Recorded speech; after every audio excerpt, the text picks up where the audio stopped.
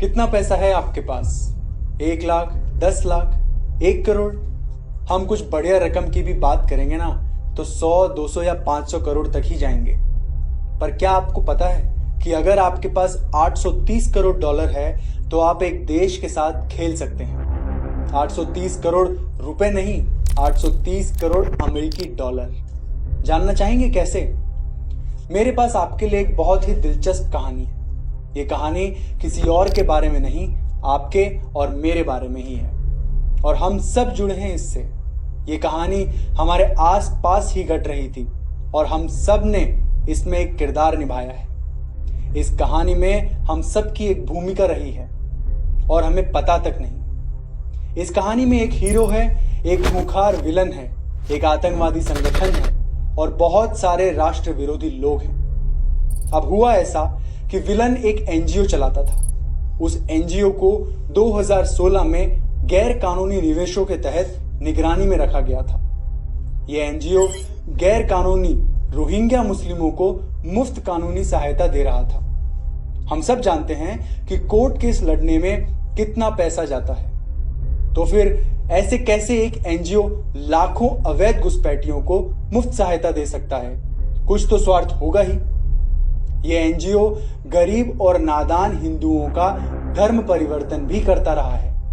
असल में 90% धर्म परिवर्तन जो भारत में हो रहे हैं वो किसी न किसी तरह इसी एनजीओ से जुड़े होते हैं। फर्जी कार्यकर्ताओं और पादरियों की भारी जमात है इनके पास। इसी एनजीओ ने राफेल डील के खिलाफ शिकायत भी दर्ज कराई थी।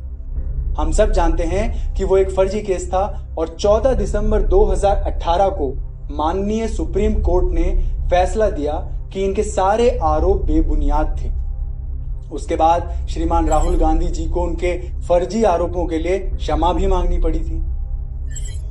इस एनजीओ का आए दिन पर्दाफाश हो रहा है और यह एनजीओ अब निगरानी में है, जिसे प्री परमिशन श्रेणी में रखा गया है। इसके कारण विलन को बहुत गुस्सा आया और वो बदला लेने पर उतारू हो गया और फिर एकदम से उसकी काली करतूतों में उबाल सा आ गया। 5 अगस्त 2019 को भारत सरकार ने धारा 370 के अहम खंडों को निष्प्रभावी कर दिया, जिससे जम्मू कश्मीर के स्पेशल स्टेटस का अंत हुआ। इससे हड़कंप मच गया उस देश में जहां आतंकवादी सुरक्षित रहते हैं। जी हां, मैं पाकिस्तान की बात कर रहा हूं। अब बात करते हैं इस कहानी के हीरो की। 22 सितंबर 2019 के दिन अमेरिका में हाउडी मोदी समारोह का आयोजन हुआ था। जैसे ही हमारे हीरो ने उस विशाल मंच पर कदम रखा तो भारत माता की जय जयकार से स्टेडियम गूंज रहा था। ये वही हीरो है जिसे हमने हमारे देश का माननीय प्रधानमंत्री चुना है, श्री नरेंद्र मोदी जी। इस समारोह के अगले ही दिन यानी 23 सितंबर को हमारा विलन न्यूयॉर्क में पाकिस्तान के पीएम इमरान खान से मिला। ये विलन कोई और नहीं, जॉर्ज सोरस है, जो एक एनजीओ चलाता है जिसका नाम है ओपन सोसाइटी फाउंडेशन। जॉर्ज एक अरबपति है जिसकी संपत्ति लगभग 830 करोड़ अमेरिकी डॉलर मतलब 6,640 करोड़ रुपए है। इमरान खान से मुलाकात के दौरान दोनों ने कश्मीर मुद्दे पर विचार विमर्श किया। अब समझने लायक बात यह है कि सारी भारत विरोधी ताकतें एक हो रही है। वो जानते हैं कि भारत ने अगर अपनी आंतरिक समस्या सुलझा ली तो भारत एक सुपर पावर बन सकता है। 27 सितंबर 2019 को हमारे प्रधानमंत्री जी ने 74वीं वार्षिक संयुक्त राष्ट्र महासभा को संबोधित किया। उसके तुरंत बाद इमरान खान ने उसी सभा में भारत और भारतीय आर्मी के खिलाफ जहर उगला, जो वो आम तौर पर करते रहते हैं। शायद मोदी जी ने वो सब याद रखा। वो भारत आए और 1 महीने की योजना के बाद 31 अक्टूबर को जम्मू कश्मीर और लद्दाख को 2 यूनियन टेरिटरी घोषित कर उनको मुंह तोड़ जवाब दिया। इस घटना से हमारा विलन घबरा गया। अब सोरस को अपनी हार नजर आ रही थी। अपने एनजीओ की छवि बचाने के लिए उसने उसी तारीख 31 अक्टूबर को एक किताब भी लॉन्च की। अब तक सोरस मोदी से 3 से ज्यादा बार हार चुका था और अब उसे बदला चाहिए था। इसलिए उसने 24 जनवरी 2020 को विश्व आर्थिक मंच यानी वर्ल्ड इकोनॉमिक फोरम पर $1 बिलियन लगभग 6500 करोड़ रुपए देने की घोषणा की।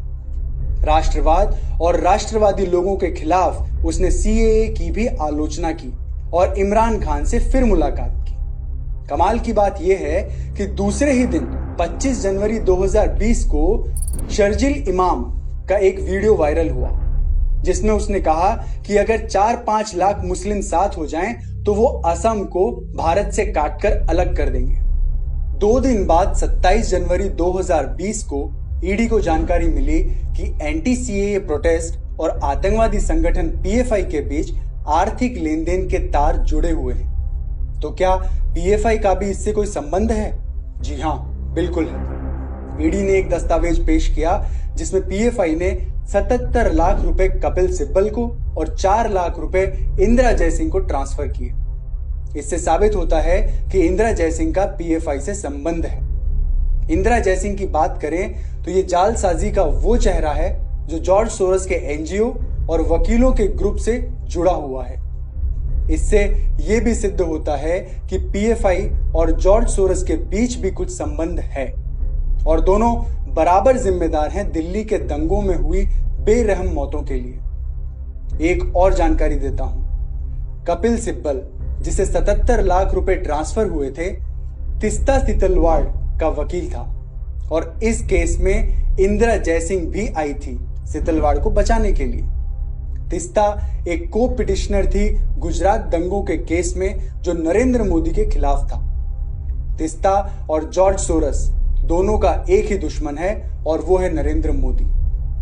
अब एक और कमाल की बात है, तिस्ता सितलवाड़ ने एक संस्था 2002 में बनाई थी। जावेद अख्तर भी उसका हिस्सा थे। यही तो कारण है आप सबने उनके बेटे को एंटी सीएए प्रदर्शन में देखा था। फेसबुक पे फ्रेटर्निटी मूवमेंट जेएनयू नाम का एक पेज है जो मुहिम चला रहा है शर्जिल इमाम को रिहा कराने के लिए। इस देशद्रोही के सपोर्ट में इन्होंने कई पोस्ट बनाए हैं। फेसबुक का यह पेज तबलीगी जमात का भी सपोर्ट करता है। वही पेज तिस्ता सितलवाड़ को चीफ गेस्ट बनाकर स्पीच देने बुलाता है। तिस्ता सितलवाड़ का एनजीओ सीजेपी आसाम में कार्यरत है और शर्जिल आसाम को भारत से काट देना चाहता है। इन सब के बीच जो एक नेटवर्क बना है, क्या आप उसे देख पा रहे हैं? ये सारे सबूत बताते हैं कि शर्जिल इमाम, तिस्ता सितलवाड़, कपिल सिब्बल, इंदिरा जयसिंह, पीएफआई और जॉर्ज सोरस ये सब किसी न किसी तरह एक दूसरे से जुड़े हुए हैं। इन सब का एक ही लक्ष्य है, इस देश को बर्बाद करना और उसकी अखंडता को तोड़ना। 29 जनवरी 2020 को जॉर्ज सोरस ने दिल्ली हाई कोर्ट में मोदी सरकार के खिलाफ शिकायत दर्ज कराई। ईडी की कार्रवाई के बाद सोरस कुछ बड़ा करना चाहता था। जब सरकार ने सोरस के एनजीओ के खिलाफ एक्शन 2016 में लिया था, तो फिर उसने 3 साल क्यों लिए शिकायत दर्ज कराने में? कहीं कोई बड़ी योजना तो नहीं बन रही थी? जी हां, वो एक बड़ी योजना बना रहा था। 4 फरवरी को उसने अपने एक पिट्ठू हर्ष मंदर को भारत भेजा। मैं आपको बता दूं कि हर्ष मंदर कम से कम 5 क्रिश्चियन मिशनरी के लिए काम करता है और वो सोरस के धर्म परिवर्तन के काम को संभालता है। हर्ष मंदर को जैसा पढ़ाया गया था उसने वैसा ही किया। शाहीन बाग के प्रदर्शन में भाग लेने के लिए लोगों को उकसाने में काफी बड़ा रोल इसने निभाया। कांग्रेस कार्यालय के दौरान जब मनमोहन सिंह जी पीएम थे, तब यही मंदिर 8-9 पदों पर नियुक्त था। वो सोनिया गांधी का खास आदमी था और यही जॉर्ज सोरस का भी खास आदमी है। एक ही साथ एक आदमी रूलिंग पार्टी और देश विरोधी ताकतों के साथ कैसे काम कर सकता है? ये तभी हो सकता है जब रूलिंग पार्टी भी देश को तोड़ने में मिली हुई हो।